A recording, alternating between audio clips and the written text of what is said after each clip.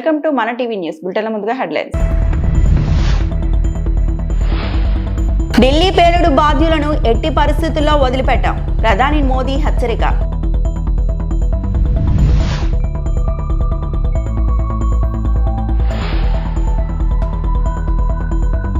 ఇంటికో పారిశ్రామికవేత్త ఉండాలనేది మా లక్ష్యం, ఏపీ సీఎం చంద్రబాబు నాయుడు.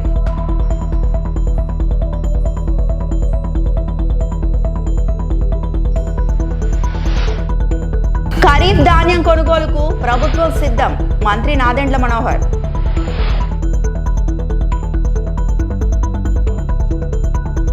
ఢిల్లీలోని ఎర్రకోట వద్ద బాంబు దాడికి పాల్పడిన నిందితులను ఎట్టి పరిస్థితుల్లోని వదిలిపెట్టబోమని ప్రధాని నరేంద్ర మోడీ హెచ్చరించారు. దేశంలో పలు దర్యాప్తు సంస్థలు ఈ ఘటనపై దర్యాప్తుకు ముమ్మరం చేశాయని, దాడికి గల కారణాలు దర్యాప్తు సంస్థల అధికారులు త్వరలో వెల్లడిస్తున్నారని తెలిపారు. అమాయకుల ప్రాణాలు తీసిన వారిని ఎట్టి పరిస్థితుల్లోని వదలబోమని దేశ ప్రజలకు హామీ ఇస్తున్నట్లు పేర్కొన్నారు. పేలుళ్లో ప్రాణాలు కోల్పోయిన మృతుల కుటుంబాలకు సంతాపం తెలిపారు. గాయపడిన వారు త్వరగా కోలుకోవాలని ఆకాంక్షించారు. बहुत भारी मन से आया हूं। कल शाम दिल्ली में हुई भयावह घटना ने सभी के मन को व्यथित कर दिया है। मैं पीड़ित परिवारों का दुख समझता हूं। आज पूरा देश उनके साथ खड़ा है। मैं कल रात भर इस घटना की जांच में जुटी सभी एजेंसियों के साथ, सभी महत्वपूर्ण लोगों के साथ संपर्क में था, विचार विमर्श चलता था, जानकारियों के तार जोड़े जा रहे थे। हमारी एजेंसियां इस षड्यंत्र की तह तक जाएगी। इसके पीछे के षड्यंत्रकारियों को बख्शा नहीं जाएगा।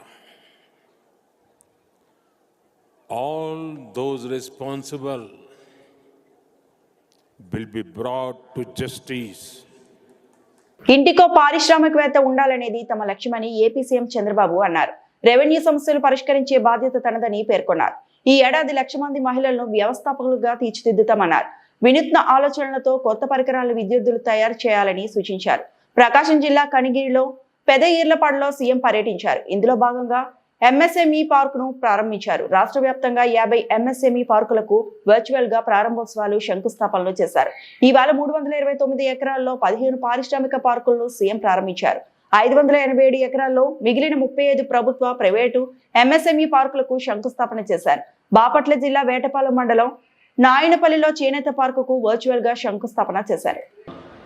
ప్రపంచంలోనే 2వ పెద్ద ఇండస్ట్రీ ఇది బ్రేవరీస్ లో.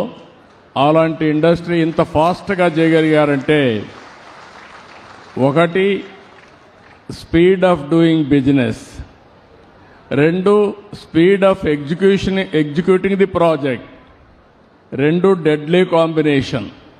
ప్రభుత్వం స్పీడ్కి మ్యాచ్ కావడానికి రిలయన్స్ ముందుకు వచ్చింది. అందుకే వాటర్ అన్నారు, పవర్ అన్నారు, అక్కడే కలెక్టర్ ఉంది, ఆదేశాలు ఇస్తున్న మినిస్టర్ కూడా ఉన్నాడు. మీకు ఫిబ్రవరి కాదు, మీరు అనుకున్న డేట్ కంటే 10 రోజులు ముందు ఇచ్చే బాధ్యత మాది, ఎగ్జిక్యూషన్ పర్ఫెక్ట్గా చేసే బాధ్యత మీది. That is your responsibility. Will get it done.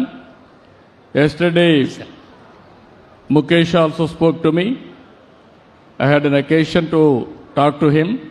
He also told me very clear, from here you are going to export this product.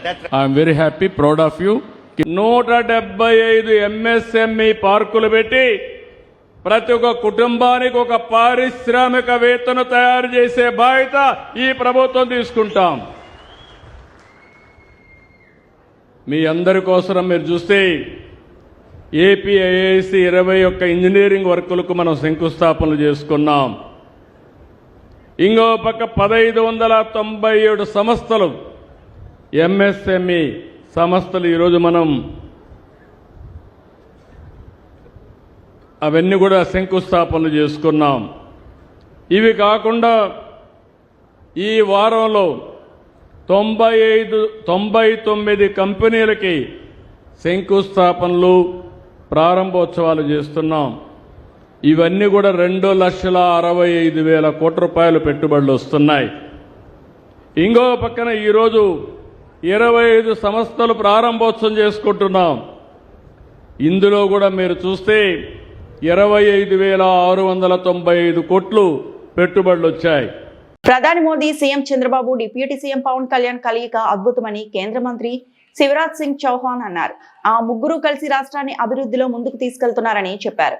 Guntur జిల్లా వెంగళాయపాలెం చెరువు వద్ద వాటర్ ఎయిడ్ పథకం కింద 1.20 కోట్లతో చేపట్టిన పనులను కేంద్ర మంత్రి పెమ్మసాని చంద్రశేఖర్, రాష్ట్ర మంత్రి కందుల దుర్గేష్ ఎమ్మెల్యేలతో కలిసి ఆయన పరిశీలించారు. తొలుత శివరాజ్ సింగ్ కలిసి పెమ్మసాని చంద్రశేఖర్, కందుల దుర్గేష్ పూజలు చేశారు. అనంతరం పైలాను కేంద్ర మంత్రులు ఆవిష్కరించారు. ఆ తర్వాత అక్కడ మొక్కలు నాటారు. ఈ సందర్భంగా శివరాజ్ సింగ్ మాట్లాడారు. हमारे लोकल एमएलए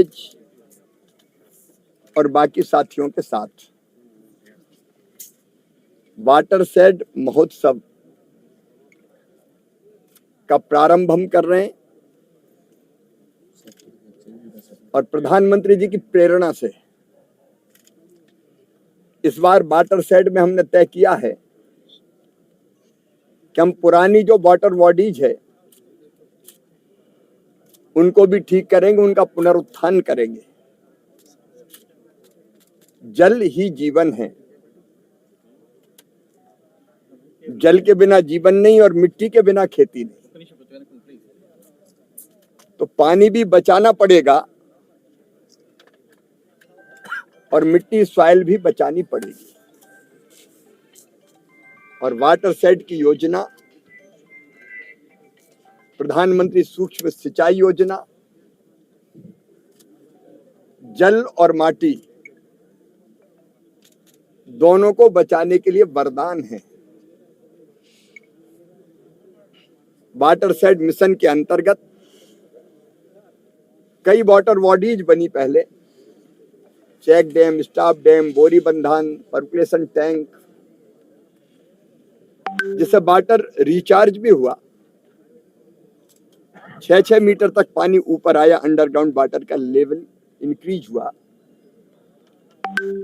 किसानों को भी फायदा हुआ, उनका उत्पादन बढ़ा और कई जगह तो एक फसली जो जमीन थी वहां 2-2 फसल हो रही है।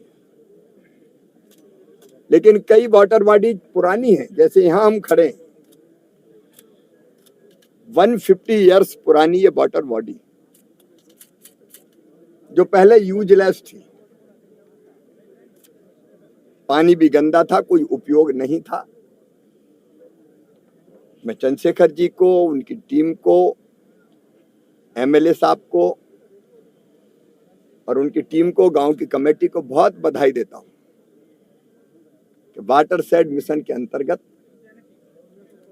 इस वाटर बॉडी का पुनरुत्थान किया गया और लगभग 1 करोड़। ఖరీఫ్ లో రైతులు పండించిన ధాన్యం కొనుగోలుకు ప్రభుత్వం సిద్ధమైంది. మోందా తుఫాను ప్రభావంతో పంట కొన్ని చోట్ల దెబ్బతిన్నా రైతుల్ని ఆదుకునేందుకు ప్రతి గింజ కొనుగోలు చేస్తామని ప్రకటించింది. ఉమ్మడి గుంటూరు జిల్లాలో ధాన్యం కొనుగోలుకు అధికారులు ఏర్పాట్లు చేస్తున్నారు అని మంత్రి నాదెండ్ల మనోహర్ అన్నారు. గింజ మేము కొంటాం, ప్రతి బస్తా మేము కొంటాం. దళాలను మీరు ప్రోత్సహించబాకండి. రైస్ మిల్లర్లు ఎవరైనా పొరపాటు చేస్తే మా దృష్టికి తీసుకురండి. కనీస మద్దతు ధర 2,369 రూపాయలు పర్ క్వింటాల్ ఖచ్చితంగా మీకు మామూలు గ్రేడ్ వెరైటీ. మన ప్రాంతాల్లో పండే నాణ్యమైన వెరైటీ అయితే ఉందో అది మన మధ్యాహ్న భోజన పథకం కింద మన బిడ్డల కోసం ఉపయోగిస్తున్నాం. బీపీటీ కానివ్వండి, సోనా మసూరి కానీ మన ఏరియాలో ఏది పండినా కూడా రాష్ట్ర ప్రభుత్వానికి అందించమని మనస్ఫూర్తిగా ఈ సందర్భంగా కోరుకుంటూ మంచి వెరైటీకి 2,389 రూపాయల క్వింటాల్కి అందిస్తాం. అందించడమే కాకుండా గతంలో ఏ ప్రభుత్వం చేయని విధంగా 48 గంటల లోపే రైతు ఖాతాలోకి జమ చేసే విధంగా ఈ సంవత్సరం కూడా ఏర్పాటు చేశాం. 51 లక్షల మెట్రిక్ టన్నులు, ఇది రాష్ట్ర చరిత్రలో ఒక రికార్డు, గతంలో ఎప్పుడు జరగలేదు. 51 లక్షల మెట్రిక్ టన్నుల. అమలాపురంలో మిస్సింగ్ అయిన 5వ తరగతి బాలిక కముజు నిషిత ఆచూకీ ఈ రోజు ఉదయం లభించింది. నిన్న సాయంత్రం తన మేనమామ వరుస అయిన మట్టపర్తి మీరా సత్యమూర్తి అలియాస్ చంటి బాలికను పాఠశాల నుండి తీసుకెళ్లిన ఘటన జిల్లాలో సంచలనంగా మారింది. బాలిక మిస్సింగ్ అయిన విషయం తెలిసిన వెంటనే అమలాపురం పట్టణ పోలీసులు ముమ్మర గాలింపు చర్యలు చేపట్టారు. సిఐ వీరబాబు ఆధ్వర్యంలో రాత్రంతా గాలింపు చర్యలు కొనసాగించగా ఈ రోజు ఉదయం పి గన్నవరం మండలం ఎర్రంశెట్టివారిపాలెం వద్ద బాలికను కనుగొన్నారు. డీఎస్పీ టిఎస్ఆర్కే ప్రసాద్, సిఐ వీరబాబు కలిసి బాలికను సురక్షితంగా ఆమె కుటుంబ సభ్యులకు అప్పగించారు.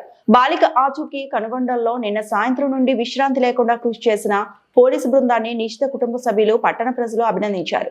పోలీసులు ఘటనకు సంబంధించిన పూర్తి వివరాలను సేకరించి నిందితుల కోసం గాలిస్తున్నారు. స్పీడ్గా తీసుకుని చేశారంటే అది చెప్పడానికి కూడా నేను చెప్పుకోలేనండి.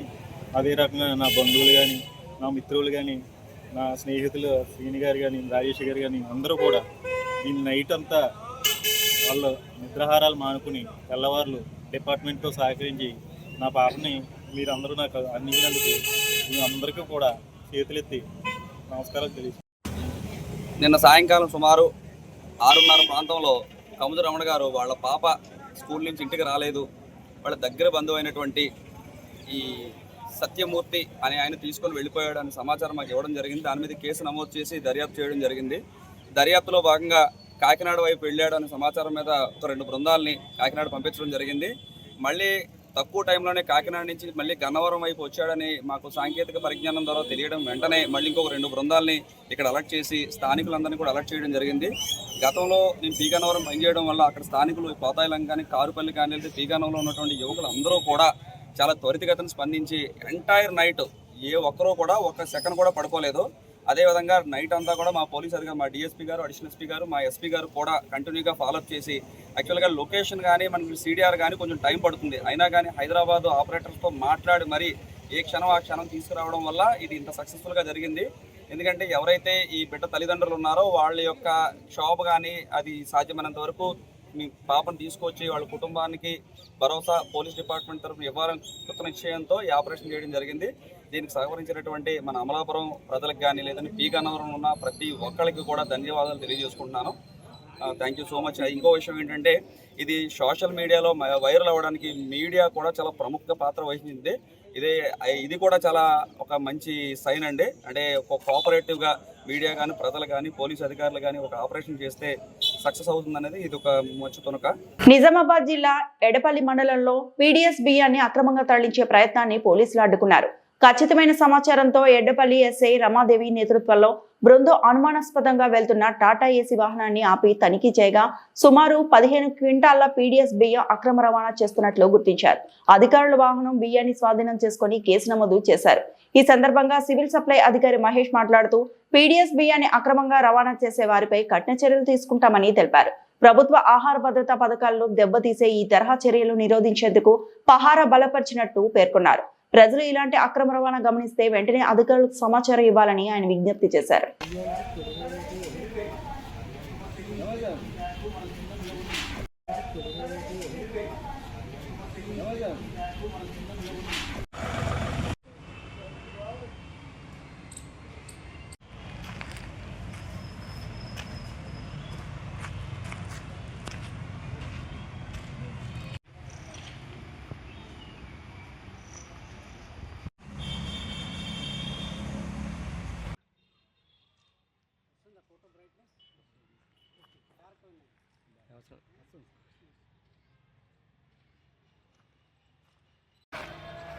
ఎడపల్లి పోలీస్ స్టేషన్ పరిధిలో ఎడపల్లి ఎస్హెచ్ఓ గారు ఇచ్చిన సమాచారం మేరకు అక్రమంగా పీడీఎస్ రైసు రవాణా జరుగుతున్నది అనే విషయంలో ఒక సస్పిషియస్ వెహికల్ను పట్టుకోవడం జరిగింది.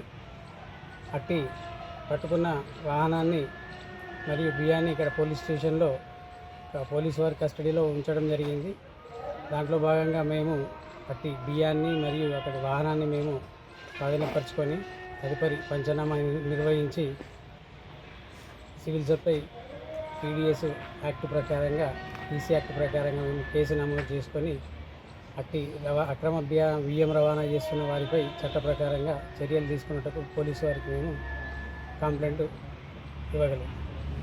ఇప్పుడు మేము ఆ క్వాంటిటీ అనేది వెయింగ్ చేసి తర్వాత వెయింగ్ చేస్తే కానీ తెలియదు. అప్రాక్సిమేట్ 10 నుండి 15 క్వింటాల వరకు ఉండొచ్చు అని చెప్పేసి డ్రైవర్ తెలిపిన వివరాల ప్రకారం మేము తెలియజేస్తున్నాం. మౌలానా అబ్దుల్ కలాం ఆజాద్ జయంతి సందర్భంగా తాడిపత్రి పట్టణంలో షాదీఖానా వద్ద ఉన్న మౌలానా అబ్దుల్ కలాం ఆజాద్ విగ్రహానికి తాడిపత్రి ఎమ్మెల్యే జేసీ అశ్మిత్ రెడ్డి ఘనంగా నివాళులర్పించారు.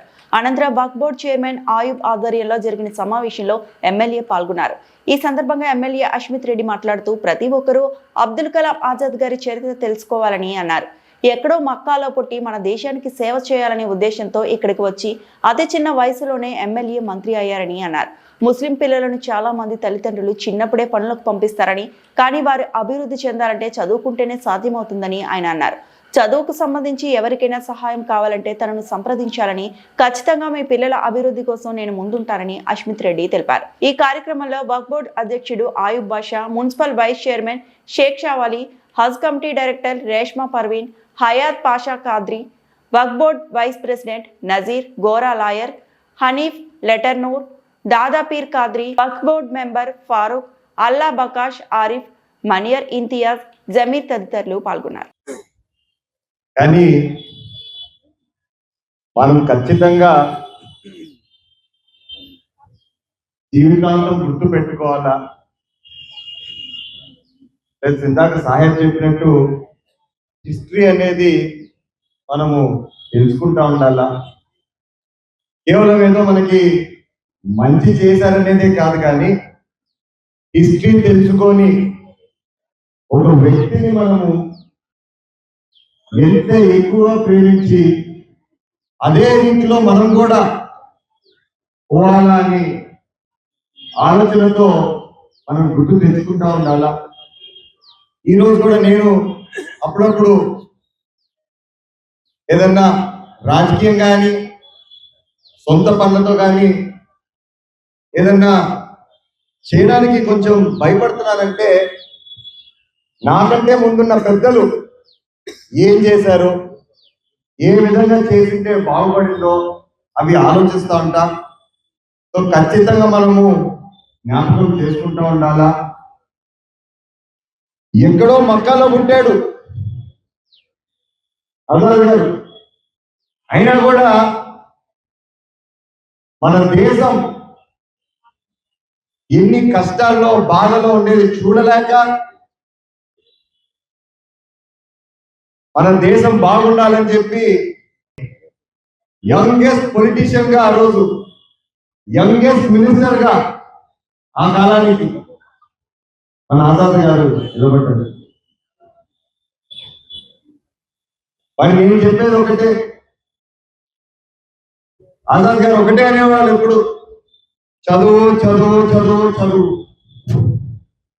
నేను పొద్దున కూడా వస్తా మన పిల్లల్ని అడిగాను, నాన్న ఏం చేస్తున్నారు మీరంతా అని.